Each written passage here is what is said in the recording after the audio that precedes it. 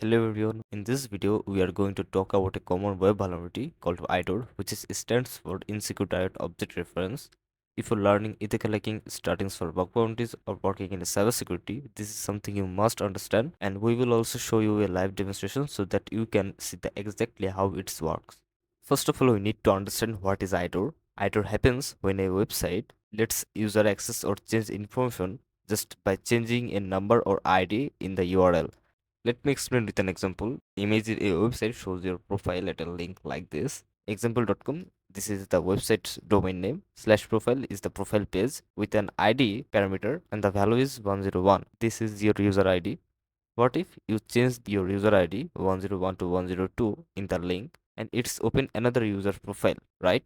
That means the site is not checking properly if you are allowed to see the data. That's an IDOR vulnerability. In this case, what's the problem? The problem is attackers can view private data, maybe can change others users information or even can take over their account. Some bug bounty hunters have earned thousands of dollars by finding this bug on real websites. So if you are into bug bounty hunting, this is an important skill to learn. Okay, let's do a live demonstration. Let's log into a simple website using two demo accounts. First one is user 1 and other one is user 2. User 1 is an attacker account and user 2 is victim account. I am just logged in the attacker account in my Firefox and logged in the victim account in my Chrome browser. After we logging as a attacker, we visit the profile edit page. Look at the URL. It's something like this slash account slash user profile slash 258. Did you see that? The number is the user profile ID. Now I'm gonna log in into victim profile and we will find out the user ID of the victim profile in the same way. We will go to the profile edit page and look at the URL to find out the user ID. Here we can see that the user ID of the victim account is 259. Now we will do one thing, that is we will now change the name of the victim account from our attacker profile. For that, first go to our attacker account and change the user ID from 258 to 259 in the URL. Here we just replaced our user ID with the victim user ID and see if we can make any changes to the victim account.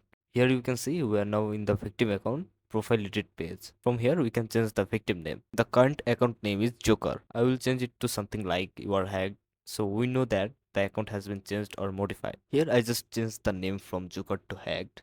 Now let's see is these changes are implemented in the victim account successfully or not. Here we can clearly see the name of the victim account is successfully changed. That's mean we are able to edit the victim account. This problem is confirmed that the vulnerability is worked and we have just take control over the account details. Let's see how we can stop this kind of attacks in our website. Make sure these 4 bullet points are properly implemented in our website. First one is the user has permission to do what they are trying to do.